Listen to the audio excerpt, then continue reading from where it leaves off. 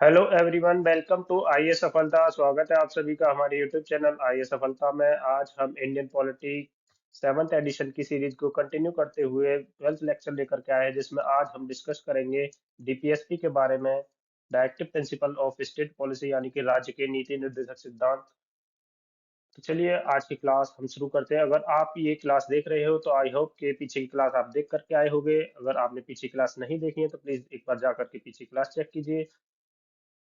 चलिए शुरू करते हैं, कंटिन्यू करते हैं नेक्स्ट।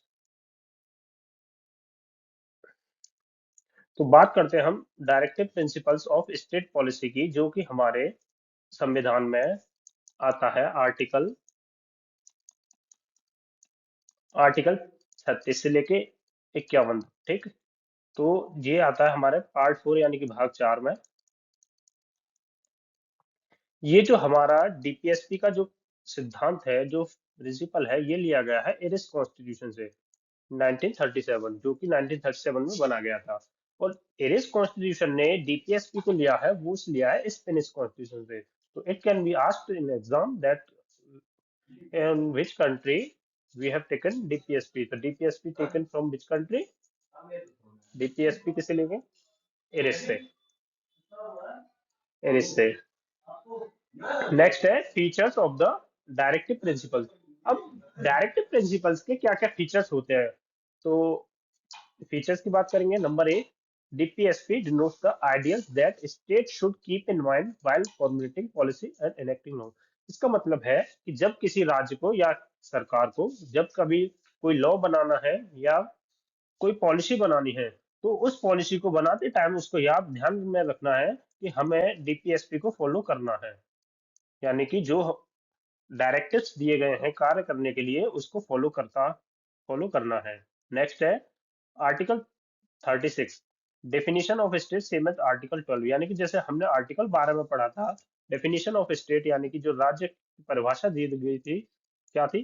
पार्लियामेंट ऑफ इंडिया हो, लेजिस्लेचर हो, गवर्नमेंट ऑफ इंडिया हो। तो ये सारे जो भी ऑथोराइज्ड ऑथोराइजेशन होते हैं गवर्नमेंट के, ये सारे किस में आते हैं? डेफिनेशन ऑफ स्टेट में। लोकल बॉडीज हो, म्यूनिसिपैलिटीज, ये सब। तो नेक्स्ट है DPSP resemble the instrument of instruction enumerated in the government of India act 1935। जो गवर्नमेंट ऑफ इंडिया एक्ट 1935 आया था, उसमें दिया गया था उस इंस्ट्रूमेंट ऑफ इंस्ट्रक्शन, जो कि हमारे डीपीएसपी को रिजेंबल करता है। यानी कि जो हमारे डीपीएसपी को बोला जाता है कि गवर्नमेंट ऑफ इंडिया एक्ट के इंस्ट्रूमेंट ऑफ इंस्ट्रक्शन को डीपीएसपी का पार्ट बनाया गया। डीपीएसपी इंस्ट्रूमेंट ऑफ इंस्ट्रक्शन को चेंज करके डीपीएसपी का नाम दिया गया। Next, DPSP constitute a very comprehensive economic, social, and political program for a modern democratic state. They embody the concept of welfare state। यानी कि जो हमारे डायरेक्टिव प्रिंसिपल्स हैं, डीपीएसपी हैं, वो किसके लिए हैं? वेलफेयर स्टेट के लिए। यानी कि डीपीएसपी का उद्देश्य है कि जो हमारी सरकार हो, हमारे देश में जो शासन हो, वो कैसे शासन हो? कल्याणकारी, कल्याणकारी राज्य होना चाहिए हमारा। ठीक है ना, कल्याणकारी राज्य। Not that a police state. यानी कि जो हमारे स्टेट होनी चाहिए, वेलफेयर स्टेट होनी चाहिए, लोगों के कल्याण के लिए होनी चाहिए, लेकिन पुलिस स्टेट नहीं होनी चाहिए। ठीक है ना। नेक्स्ट आगे बढ़ते हैं। Next, directive principles are non justiciable. यानी कि जो हमारे डीपीएसपी होते हैं वो नॉन जस्टिसिएबल होते हैं, यानी कि non enforceable. That is they are not legally enforceable by the courts for their violation. For example, यदि कोई सरकार या स्टेट, फॉर एग्जांपल या गवर्नमेंट ऑफ इंडिया, कोई लॉ बनाती है या कोई पॉलिसी लेकर के आई, अब वो लॉ या पॉलिसी अगर वो वॉयलेशन करती है हमारे डीपीएसपी का, तो आप इस बात के तहत, यानी कि वो वॉयलेशन कर रही है डीपीएसपी का, इसको लेकर के कोर्ट नहीं जा सकते हो। ठीक है ना, इसको कोर्ट नहीं जा सकते हो। द डायरेक्टिव प्रिंसिपल दो नॉन जस्टिसिएबल इन नेचर। तो डायरेक्टिव प्रिंसिपल है जो नॉन जस्टिसिएबल है, help the court in examining and determine the constitutional validity. हालांकि जो हमारे डीपीएसपी हैं, कोर्ट में जस्टिसिएबल नहीं है, लेकिन जब किसी भी लॉ की या किसी भी पॉलिसी की या किसी भी चीज की जब हम चेक करते हैं वैलिडिटी, जब हम वैलिडिटी की बात करेंगे तो डीपीएसपी को कंसीडर किया जाएगा। क्लासिफिकेशन ऑफ द डीपीएसपी, अब क्लासिफिकेशन की बात करें तो क्या क्या क्लासिफिकेशन है। तो तो कॉन्स्टिट्यूशन ने डीपीएसपी का कोई एग्जैक्ट क्लासिफिकेशन नहीं दिया है, इसमें कॉन्स्टिट्यूशन में कोई क्लासिफिकेशन नहीं है, लेकिन on the basis of their content, जो जिसका जिस हिसाब से उसमें कंटेंट दिया है, जिस हिसाब से उसमें डायरेक्शन दिए गए हैं, उनको तीन पार्ट में क्लासिफाई किया गया है: socialistic principle, Gandhian principle, liberal principle. ठीक है ना। तो नेक्स्ट हम इनके बारे में चर्चा करेंगे। अगर अगर आपको हमारा चैनल सर्च में नहीं मिलता है तो आप IAS _ सर्च कर सकते हैं, वहां से आप देख सकते हैं। ठीक है ना। तो नेक्स्ट हम बात करते हैं सोशलिस्टिक प्रिंसिपल की। सोशलिस्टिक यानी कि समाजवादी प्रिंसिपल। अब समाजवादी क्या क्या प्रिंसिपल है, यानी कि जो प्रमोट करे वेलफेयर सोसाइटी का, to promote the welfare of the people by securing a social order permitted by justice, social, economic and political. ठीक है ना। एंड टू मिनिमाइज इनइक्वलिटी, जो ये आता है हमारा inequality in income, status, facility and opportunity, ये आता है हमारा आर्टिकल 38। यानी कि हम बात करें तो हमारा आर्टिकल 38 बात करता है, क्या बात करता है आर्टिकल 38 के, हमको यानी कि गवर्नमेंट को या स्टेट को जो इनइक्वलिटी है, इनइक्वलिटी को कम करना है। ठीक है ना। इनइक्वलिटी को मिनिमाइज करना है। मिनिमाइज कैसे करेंगे? By means of social welfare. ठीक है ना। Social, economic, political justice promote करनी है। ठीक है ना। वेलफेयर करना है और इनइक्वलिटी को मिनिमाइज करना है। ठीक है। नेक्स्ट हम बात करते हैं to secure the right to adequate means of livelihood for all citizen, यानी कि जितने भी भारत के नागरिक हैं, जितने भी भारत के लोग हैं, सबको एक जीविका के लिए, जीविकोपार्जन के लिए एक एडिक्वेट मींस होना चाहिए, यानी कि उनके पास कुछ ना कुछ होना चाहिए। नेक्स्ट है the equitable distribution of material resources of the community for the common good, यानी कि जो कॉमन गुड है, यानी कि जो नेचर से प्राप्त चीजें हैं, उनका जो डिस्ट्रीब्यूशन होना चाहिए रिसोर्सेज का, वो कम्युनिटी में इक्विटेबल तरीके से होना चाहिए। ये नहीं है कि मान लो कोई चीज हमें नेचुरली मिलती है तो हम उसको सिर्फ गरीबों को देंगे, अमीरों को नहीं देंगे, या अमीरों को देंगे, गरीबों को नहीं देंगे, तो इस तरीके से नहीं होना चाहिए। Prevention of concentration of wealth and means of production, यानी कि जितना भी वेल्थ है या मीन्स ऑफ प्रोडक्शन, यानी कि जितना भी उत्पाद होता है, तो वो एक सिंगल पॉइंट पर कंसंट्रेशन नहीं होना चाहिए, यानी कि एक एक ही हाथ में नहीं होना चाहिए। ठीक है। Next, equal pay for equal work for man and women, यानी कि जो हमारे यहाँ अगर सेम काम को पुरुष करता है और सेम काम को महिला करती है, तो उन दोनों के लिए जो वेतन मिलना चाहिए वो समान मिलना चाहिए। ये article 39, it has been asked in many exam many times that equal pay for equal work, और समान कार्य के लिए समान वेतन किस आर्टिकल में आता है, तो ये आर्टिकल 39 में आता है।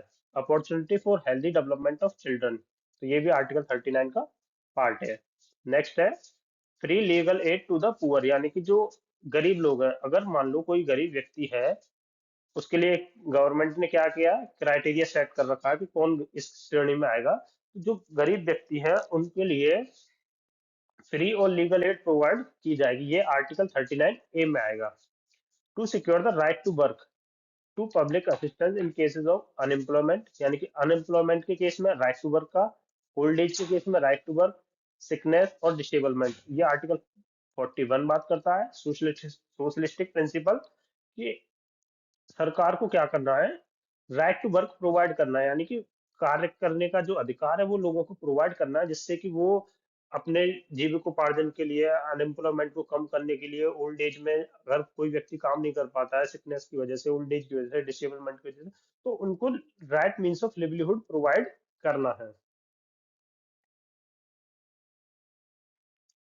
नेक्स्ट नेक्स्ट पॉइंट है to make provision for just and humane condition of work and maternity relief, ये आता है हमारा आर्टिकल 42। यानी कि आर्टिकल 42 यानी कि अनुच्छेद 42 में हम पढ़ते हैं human condition of work and maternity relief. अगर किसी जगह पर हमको कार्य करना है तो वहां पे जो वर्किंग कंडीशन होनी चाहिए वो फेवरेबल होनी चाहिए, ठीक है ना। To secure a living wage, a decent standard of life and social cultural opportunity for all workers, ठीक है ना। जो मिनिमम वेज की बात करते हैं, न्यूनतम वेतन की, तो ये हमारे कौन से आर्टिकल में मिलता है? आर्टिकल 43 में, ठीक है ना। नेक्स्ट है to take step to secure the participation of worker in the management of industry, ये आता है आर्टिकल 43 ए में। आर्टिकल 43 मिनिमम वेज मिलनी चाहिए, डिसेंट स्टैंडर्ड ऑफ लाइफ हो जिससे, ठीक है ना। नेक्स्ट 43 ए में बात करें पार्टिसिपेशन ऑफ वर्कर, यानी कि जो भी काम करने वाले लोग हैं मैनेजमेंट में उनका भी पार्टिसिपेशन होना चाहिए। नेक्स्ट है to raise the level of nutrition, किसका nutrition, and the standard of living of people and improve public health. तो पब्लिक हेल्थ और लेवल ऑफ न्यूट्रिशन को इंक्रीज करने की बात कौन से आर्टिकल में आती है? आर्टिकल 47 में, ठीक है ना। आर्टिकल 47 में। नेक्स्ट, अब नेक्स्ट बात करते हैं गांधीयन प्रिंसिपल की। अभी हमने क्या देखा? Socialistic principle. अब देखेंगे हम गांधीयन प्रिंसिपल, गांधीयन, और उसके बाद में कौन से देखेंगे? लिबरल इंटेलेक्चुअल, ठीक है ना। Next, to organise the village panchayat, ये आर्टिकल 40 गांधीयन प्रिंसिपल में आता है।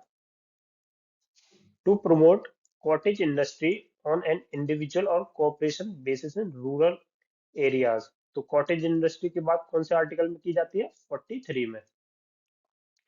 नेक्स्ट है to promote voluntary formation of cooperative societies, cooperative society article 43 B, ठीक है। Next, to promote the educational and economic interest of SC, ST, and other weaker section of the society and to protect them from social injustice and exploitation, यानी कि SC, ST और other weaker section के लिए कौन, welfare के लिए कौन सा आर्टिकल है? Article 46, educational and economic interest of SC, ST and other weaker sections. Next, to prohibit the consumption of intoxicating drugs which are injurious to health, यानी कि जो इंटॉक्सिक ड्रिंक और ड्रग्स हैं उनके लिए प्रोहिबिट करता है आर्टिकल 47। यानी कि अभी आपने सुना होगा कि बिहार में शराब बैन है, तो वो एक सोशलिस्ट, मतलब एक गांधीयन प्रिंसिपल है जो कि हमारे डीपीएसपी का पार्ट है, इसमें आर्टिकल 47 के तहत हम ये काम कर सकते हैं। To prohibit the slaughter of cow, यानी कि जो गौ हत्या है उस पर रोक लगानी है, उसके बछड़े पर, एंड अदर मिल्क एनिमल, यानी कि जो और भी दुधारू पशु हैं उनके स्लॉटर पर रोक लगानी है। एंड इम्प्रूव देयर ब्रीड, यानी कि उनकी जो ब्रीड है उसको भी इम्प्रूव करना है, तो ये आर्टिकल 48 की बात करता है। नेक्स्ट और लास्ट है हमारे पास लिबरल इंटेलेक्चुअल प्रिंसिपल। इसमें है number 1, to secure for all citizen a uniform civil code, uniform civil code throughout the country, तो ये article 44, it has been asked in many exam and it can be asked in future, ठीक है ना। तो article 44 important है, याद रखना है। आर्टिकल 44, ठीक है ना, याद रखना है क्या है? Uniform civil code, UCC, uniform civil code. Hindi में इसको बोलते हैं समान समान नागरिक संहिता, समान नागरिक संहिता। नेक्स्ट है provide early childhood care and education for all children until they complete the age of 6 year, यानी कि 6 साल के बच्चों के लिए, 6 साल तक के बच्चों के लिए या 6 साल से कम के बच्चों के लिए अर्ली चाइल्डहुड केयर प्रोवाइड करनी है और इनको एजुकेशन प्रोवाइड करनी है, आर्टिकल 45 में। नेक्स्ट है organise agriculture and animal husbandry on modern and scientific lines, article 48। 48 A बात करता है protect and improve the environment to safeguard forest and wildlife. 48 A forest और वाइल्ड लाइफ की बात करता है। 48 बात करता है एनिमल हस्बेंड्री की, एग्रीकल्चर की और एनिमल हस्बेंड्री की बात करेगा 48, और 48 ए बात करेगा एनवायरमेंट की, ठीक है ना। नेक्स्ट है protect monument places and object of historic interest which are declare to be national importance, यानी कि जो नेशनल इंपोर्टेंस के जो भी हिस्टोरिक मॉन्यूमेंट हैं उनको प्रोटेक्ट करना, जैसे लाल किला हो गया, ताजमहल हो गया, ये तो इस तरीके से जितने भी मॉन्यूमेंट है उन सबको क्या करना, प्रोटेक्ट करना है। Next, to separate the judiciary from the executive, article 50। ठीक है ना, ये कई बार पूछा गया, यूपीएससी इस पे क्वेश्चन पूछ चुका है। ठीक है ना, शायद 2020 के प्री में आया था इस पे क्वेश्चन कि separation of judiciary from executive किस आर्टिकल में आता है। आर्टिकल पूछा था या पूछा था कि किस पार्ट में आता है। ठीक है ना, separation of judiciary from executive.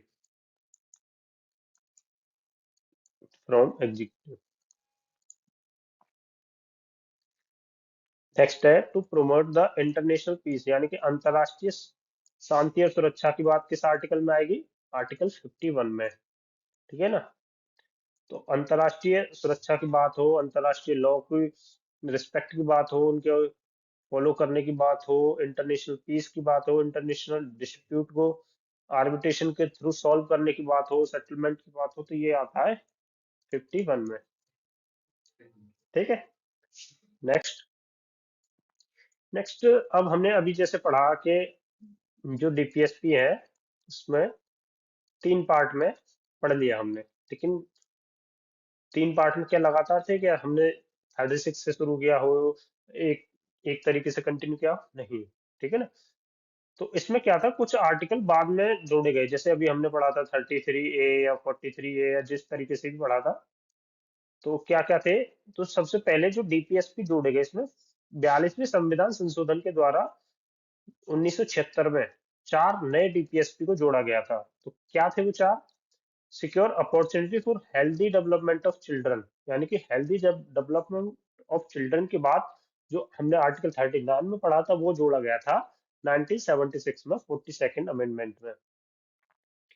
Next था promote equal justice and to provide free legal aid, यानी कि फ्री लीगल एड की बात कौन से आर्टिकल में थी, 39A में, और ये कब जोड़ी गई थी, 1976 के 42nd कॉन्स्टिट्यूशनल अमेंडमेंट में। ठीक है ना, नेक्स्ट है to make step to secure the participation of workers in the management of industry, यानी पार्टिसिपेशन ऑफ वर्कर जो इंडस्ट्री में मैनेजमेंट, इंडस्ट्री के मैनेजमेंट में जिनके पार्टिसिपेशन की बात होती है, तो वो आता है आर्टिकल 43A में। ये कब जोड़ा गया, ये भी 42nd कॉन्स्टिट्यूशन अमेंडमेंट एक्ट 1976 में जोड़ा गया।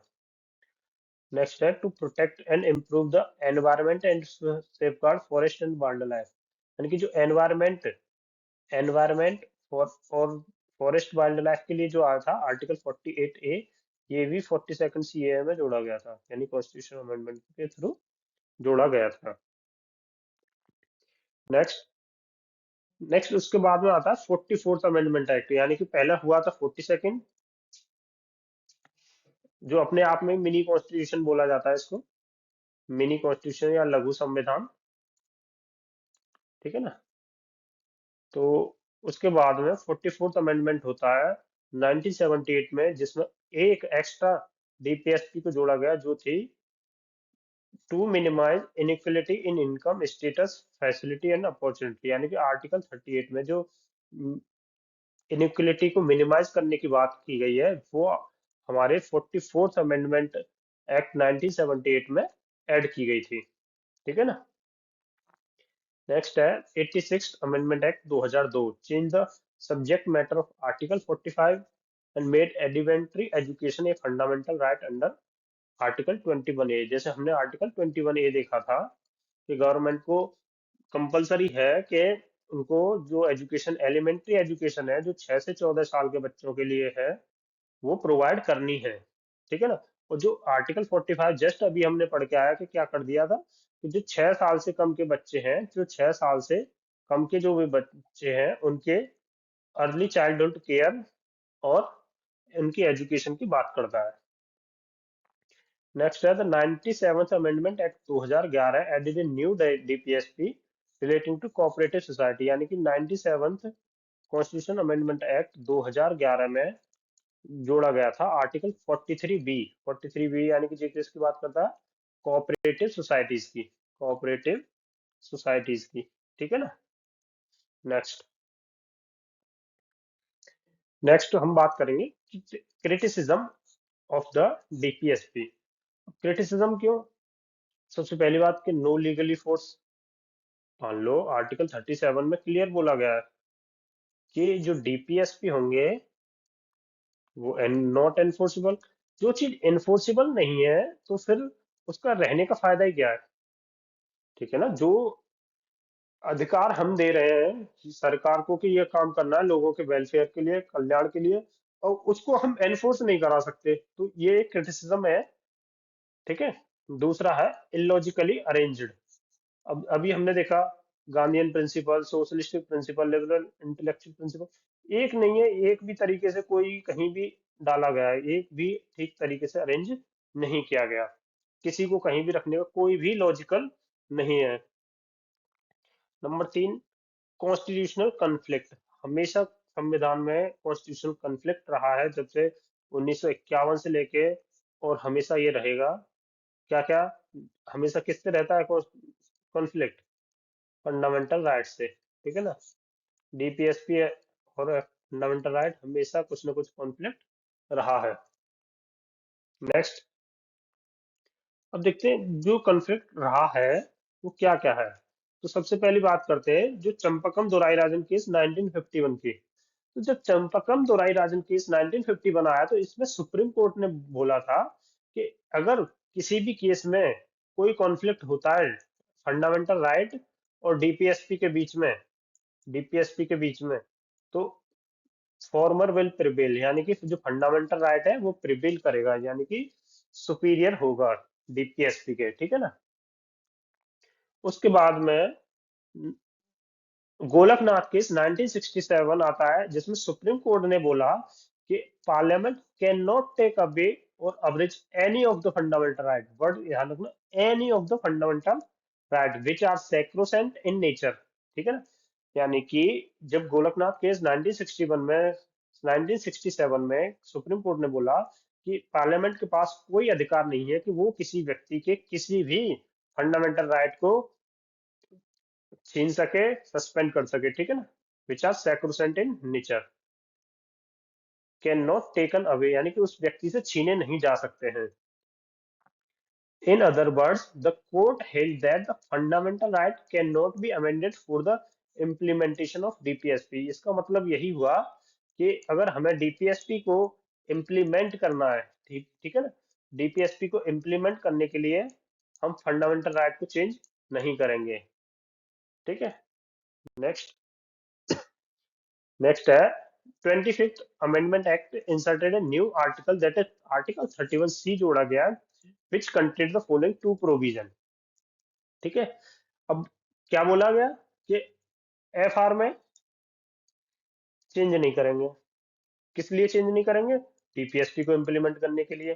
तो अब इस टाइम क्या था, ये हुआ था 25th कॉन्स्टिट्यूशन अमेंडमेंट है। तो इस टाइम क्या था कि अब एक एफआर में ही चेंज करके एक आर्टिकल डाल दिया गया। आर्टिकल कौन सा डाला? 31C। क्या बोला इसमें? दो प्रोविजन दिए। पहला था no law which seeks to implement the socialistic DPSP in article 39B और C shall be void on the ground that the contravention of the fundamental right conferred by article 14 and 19। तो इसका मतलब ये था कि आर्टिकल 31C में बोला गया कि आर्टिकल 39B और 39C, ठीक है ना, को इम्प्लीमेंट करने के लिए अगर ये कंट्रावीन करते हैं, यानी कि मतभेद होता है या उसको वायलेट करते हैं, और किसको? एफआर के आर्टिकल 14 को या आर्टिकल 19 को, तो ये वॉइड नहीं होगा। ठीक है ना। तो इसको खारिज नहीं किया जाएगा इस आधार पर कि ये 14 और 19 को वॉयलेट कर रहा है। क्यों नहीं किया जाएगा? क्योंकि ये अपने आप में एक सोशलिस्टिक प्रिंसिपल था। ठीक है। नेक्स्ट है no law containing a declaration for giving effect to such policy shall be question in any court on the ground that it does not give effect to such policy, अगर ऐसी कोई policy आती है तो वो court में challenge नहीं होगी, जो कि केशवानंद भारती केस 1973 में कोर्ट ने बोल दिया कि ये जो ये आप बोल रहे हो कि इसको कोर्ट में चैलेंज नहीं किया जाएगा, ये हमारे जो जुडिशियल रिव्यू की पावर है, जो कि हमारा basic structure of the constitution में आता है, आप उसके तहत इसको छीन नहीं सकते। ठीक है ना। In Kesavananda Bharati case Supreme Court ने डिक्लेयर कर दिया कि जो सेकंड प्रोविजन है, सेकंड प्रोविजन क्या, कि इसको क्वेश्चन ना किया जाएगा किसी भी कोर्ट में, as unconstitutional and invalid on the ground that judicial review is a basic features of the constitution. ठीक है ना। However, the above first provision of Article 31C was held to be constitutionally valid. तो 1973 में जब Keshavananda Bharati case आया तो supreme Court ने बोल दिया कि ठीक है, आपने आर्टिकल 31C जोड़ा और आपने बोल दिया कि 39B और सी को जो इम्प्लीमेंट करने के लिए अगर हमारा वायलेशन होगा 14 और 19 का, तो ये वैलिड है। सुप्रीम कोर्ट ने इस बात को एक्सेप्ट कर लिया, लेकिन इस बात को रिजेक्ट कर दिया, इनवैलिड कर दिया कि जुडिशियल रिव्यू या फिर कोर्ट में जब क्वेश्चनिंग की बात की तो इस बात को क्या कर दिया, खारिज कर दिया, यानी कि जो इसका पार्ट 2 था उसको खारिज कर दिया। नेक्स्ट नेक्स्ट है इन मिनर्वा मिल्स केस 1980। अब मिनर्वा मिल्स केस आता है 1980 में, जिसमें सुप्रीम कोर्ट ने बोला कि जो भारत का संविधान है वो एक बेडरॉक है। बेडरॉक क्या है? एक बेडरॉक बैलेंस है, जो कि फंडामेंटल राइट और डीपीएसपी को बैलेंस करके चलता है। ठीक है। Next, they are like two wheels of a chariot. ठीक है ना। जो ये एक बेडरॉक है, बेडरॉक है किसके बीच में, डीपीएसपी और फंडामेंटल राइट के बीच में। इस तरीके से ये रहते हैं जैसे कि एक ही पहिए के, मतलब एक ही रथ के दो पहिए हों। ठीक है ना। Two wheels of a chariot. The goal set out by the DPSP have to be achieved without the abrogation of the means of provided by the fundamental right. यानी कि जो डीपीएसपी के तहत जो भी गोल्स, सोशल गोल्स दिए गए हैं गवर्नमेंट को अचीव करने के लिए, तो उसका मतलब ये नहीं है कि उनको आप फंडामेंटल राइट को चेंज करके या एब्रोगेट करके उनको अचीव करोगे। ठीक है ना। तो अचीव करने हैं वो सोशल गोल, लेकिन ऐसे करने हैं कि जो हमारे फंडामेंटल राइट है उनको एब्रोगेट ना किया जाए, उनको चेंज ना किया जाए। Therefore, the present position is that the fundamental rights are in just supremacy over the DPSP। ठीक है ना। प्रेजेंट में क्या है, जो एफआर है वो सुपीरियर है किसके, डीपीएसपी के। सिर्फ एक केस में, जब आर्टिकल 31C अप्लाई होगा कि 39B और 39C को इम्प्लीमेंट कर रहे हैं, तब उस केस में आर्टिकल 14 और 19 को इनवैलिड, या अगर ये इसके साथ कॉन्ट्रावीन करते हैं तो इनवैलिड नहीं होगा, यानी कि ये जो लॉ होगा वो इम्प्लीमेंट हो जाएगा। ठीक है। तो चलिए आज इसी के साथ हम अपनी क्लास को खत्म करते हैं। Thank you so much. अगर आप हमारे यूट्यूब पर पहली बार, हमारे चैनल पर पहली बार आए हैं तो प्लीज चैनल को like, comment, share and subscribe कीजिए एंड अपने फ्रेंड्स के पास शेयर कीजिए। Thank you so much.